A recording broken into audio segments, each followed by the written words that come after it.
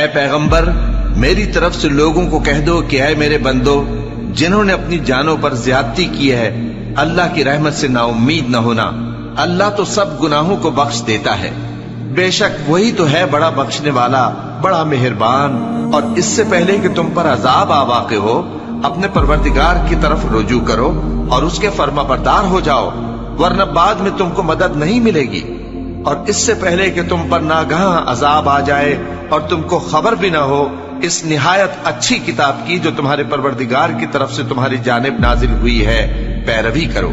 ایسا نہ ہو کہ اس وقت کوئی شخص کہنے لگے کہ ہائے اس کوتاہی پر افسوس ہے جو میں نے اللہ کا حق ماننے میں کی اور میں تو ہنسی ہی کرتا رہا، یا یہ کہنے لگے کہ اگر اللہ مجھ کو ہدایت دیتا تو میں بھی پرہیزگاروں میں ہوتا، یا جب عذاب دیکھ لے تو کہنے لگے کہ اگر مجھے پھر ایک دفعہ دنیا میں جانا ہو تو میں نیکوکاروں میں ہو جاؤں۔ ارشاد ہوگا کیوں نہیں، میری آیتیں تیرے پاس پہنچ گئی تھی مگر تو نے ان کو جھٹلایا اور شیخی میں آ گیا اور تو کافر بن گیا۔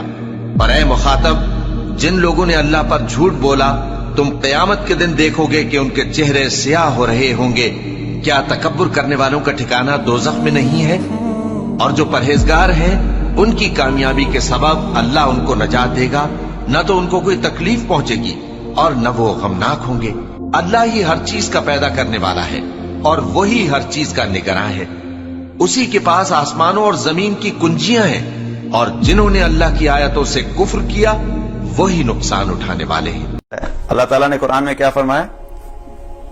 قل یا عبادی الذین اسرفوا علی انفسہم لا تقنطوا من رحمت اللہ ان اللہ یغفر الذنوب جمیعا انہ هو الغفور الرحیم، کہ اپنے بندوں سے کہا کہ اے میرے بندو تم اللہ کی رحمت سے مایوس مت ہونا، بے شک اللہ تعالیٰ تمام گناہوں کو معاف کر دے گا اور بڑا غفور رحیم ہے۔ تو اللہ نے کمٹمنٹ دی ہے کہ جب تم توبہ کرو گے تو اللہ تعالیٰ تمہارے گناہوں کو ضرور معاف کرے گا، اور اللہ سبحانہ وتعالیٰ نہ صرف معاف کرے گا بلکہ ایک جگہ پہ قرآن میں اللہ تعالیٰ نے کیا کمٹمنٹ دی کہ جب تم توبہ کرو گے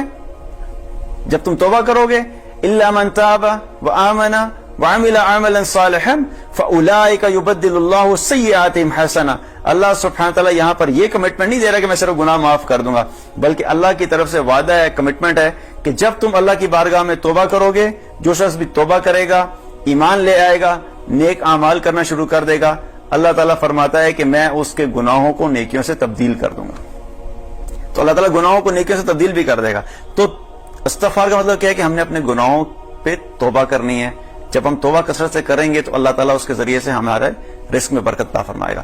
اب توبہ کرنے کے لیے شرط کیا ہے؟ توبہ صرف ایسی نہیں ہے کہ بس دل میں یقین ہے کہ نہیں گناہ تو میں کرتا رہوں گا لیکن ساتھ ساتھ توبہ، 2 رکعت نفل توبہ کے بھی چل رہے ہیں اور گناہ بھی ساتھ ساتھ چلے جا رہے ہیں اور جی میں توبہ تو کر رہا ہوں، یہ توبہ نہیں ہے۔ توبہ کے بارے میں کچھ شرائط ہے جو علماء نے بیان کی، اہل علم نے۔ پہلی شرط کیا ہے کہ انسان اس گناہ کو فوراً چھوڑ دے۔ مثال کے طور پہ کوئی شخص میوزک سنتا ہے، میوزک کیا اللہ کی نافرمانی ہے، اللہ تعالیٰ نے بھی منع فرمایا، اللہ کے رسول صلی اللہ علیہ وسلم نے منع فرمایا۔ اب ایک طرف وہ کہتے ہیں میں میوزک بھی سنتا رہوں گا لیکن ہر روز 2 رکعت نفل صلاۃ التوبہ بھی پڑھتا رہوں گا، تو یہ توبہ نہیں ہے۔ توبہ کی پہلی شرط کیا ہے کہ اس گناہ کو چھوڑنا ہے، جس گناہ سے بھی آپ توبہ کرنا چاہ رہے ہیں اس گناہ کو چھوڑنا ہوگا، پہلی شرط۔ دوسری شرط کیا ہے کہ ندامت ہو، کیونکہ توبہ کا کیا مطلب ہے کہ گناہ جو ہے وہ اللہ کی نافرمانی ہے، تو جب تک ہمارے دلوں میں یہ ندامت نہیں ہوگی کہ میں نے اللہ کی نافرمانی کی ہے تو اس کا کوئی فائدہ نہیں ہے۔ صرف آپ 2 رکعت پڑھ لیں گے لیکن آپ کو یہ ندامت نہیں ہے کہ میں نے اللہ کی نافرمانی کی ہے، تو اپنے دل میں شدید ندامت ہونی چاہیے کہ مجھ سے اللہ کی نافرمانی ہوگی اور میں اس سے توبہ کرتا ہوں، تو تب جا کے آپ کی توبہ ٹھیک ہوگی۔ تو تیسری شرط کیا فرمائی اہل علم نے؟ آئندہ کبھی نہ کرنے کا پکا ارادہ، ادھر 2 رکعت نماز نفل پڑھ رہے ہیں اور ذہن میں پلان کر رہے ہیں کہ نیکسٹ ٹائم میں نے کب کرنا ہے۔ کانسرٹ پہ جانے کی عادت پڑ گئی تھی، کانسرٹ تو چھوڑ، ابھی کانسرٹ سے ہو کے آیا کوئی شخص اور اس کو احساس ہو گیا کہ مجھ سے غلطی ہو گئی ہے، اس نے توبہ کر رہی، لیکن ساتھ ہی اٹھنے کے بعد چیک کر رہا ہے کہ اگلا کانسرٹ کا شیڈیول کب آ رہا ہے، نیکسٹ کانسرٹ کب ہونا ہے۔ تو یہ کوئی توبہ نہیں ہے۔ آئندہ کبھی نہ کرنے کی پکا ارادہ ہونا چاہیے کہ میں آئندہ زندگی میں اس چیز کو کبھی نہیں کروں گا۔ تو یہ 3 شرائط بیان فرمائی۔ پہلی شرط کیا ہے کہ گناہ کو فوراً چھوڑ دینا، دوسری شرط کیا ہے سخت ندامت ہونا، اور تیسری شرط کیا ہے کہ اس کو آئندہ کبھی نہ کرنے کا پکا ارادہ کرنا۔ جب یہ 3 شرائط پوری ہوں گی اور ان کے ساتھ آپ 2 رکعت نماز نفل پڑھیں گے، اللہ کی بارگاہ میں توبہ کریں گے، اللہ تعالیٰ ہر گناہ کو معاف کر دے گا۔ बड़े से बड़े गुनाह को भी अल्लाह ताला माफ फरमा देगा। तो अब ये है कि सोल्यूशन तो हमारे पास मौजूद है, लेकिन अगर ये फायदा उस वक्त ही होगा जब हम इसको अपनी जिंदगी में इंप्लीमेंट करेंगे। अगर हम इसके ऊपर अमल नहीं करेंगे तो ये सिर्फ बातें रह जाएंगी और इसका हमें फायदा अपनी जिंदगी में नहीं होगा। इसकी एग्जांपल ऐसे ही है, कोई शख्स आके, क्योंकि मुझे अक्सर मैसेजेस आते हैं, लोग कहते हैं जी रिस्क का मसला है, हमारे लिए दुआ करें हमारे अल्लाह ताला हमारे रिस्क में बरकत दे दे। बहुत से लोगों का मसला है, और आजकल तो बहुत ज्यादा कॉमन हो गया, हर इंसान को सबसे ज्यादा फिक्र जो है ना वो किस चीज की, अपने रिस्क की है। जब भी डिस्कशन होती है किसी से, तो जब लोग अपने मसाइल का जिक्र करते हैं तो उसमें सबसे मेन मसला क्या होता है? बस मेरे लिए दुआ करें अल्लाह ताला मेरे रिस्क में बरकत दे दे, दुआ करें अल्लाह ताला हमारे रिस्क में कुशादगी दे दे। तो ये बहुत बड़ा मसला बन के लोगों का। अब उसका सोल्यूशन अल्लाह ने दिया है, तुम तौबा करो, इस्तगफार करो, अल्लाह के रसूल सल्लल्लाहु अलैहि वसल्लम ने बताया। अब अगर हम नहीं करेंगे तो तब तक हमारी जिंदगी में मसले हल नहीं होंगे। एग्जाम्पल इसकी ऐसे ही है कि किसी शख्स को सख्त भूख लगी हुई है, आप स्कूल से आए और शदीद भूख की हालत में है, और आते ही आप कहते हैं अम्मी को कि बहुत सख्त भूख लगी हुई है, तो अम्मी क्या कहती हैं? खाना लगा हुआ, खाना खा लो। फिर 1 मिनट गुजरता है, आप दोबारा जाए कहते हैं मुझे बड़ी सख्त भूख लगी हुई है, हम फिर कहते हैं खाना लगा हुआ, खाना खा लो। भूख का सोल्यूशन क्या है? खाना खाना।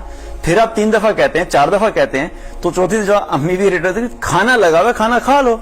तुम्हारे अपने हाथ में सोल्यूशन है, तुम्हें सोल्यूशन बता दिया है। जब अब आप अगर खाना नहीं खाएंगे तो आपकी भूख नहीं खत्म होगी।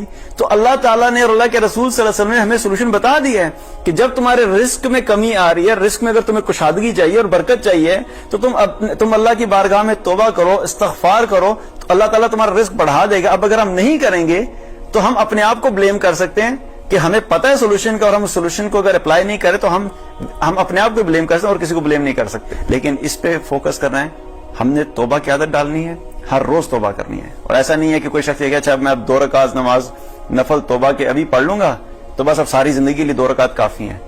कसरत से करना है, हर रोज करना है। और ये भी नहीं हो सकता कि कोई शख्स है कि मुझे आप बता दें मैं अगले 1 साल की तौबा जो है ना इकट्ठी एडवांस में ही कर लूं, ऐसा नहीं हो सकता। कभी खाना भी हम 1 साल का एडवांस में नहीं खा सकते, राइट? पूरे साल का खाना जो हम एक दिन करके खाते हैं, इसी तरीके से तौबा भी जो है हमने हर रोज करनी है। अल्लाह की बारगाह में जितनी ज्यादा तौबा करेंगे उतने ज्यादा ही इंशाअल्लाह ताला उसका फायदा हमारी जिंदगी में आएगा। अल्लाह सुब्हानहू व तआला हम सबको अमल की तौफीक अता फरमाए।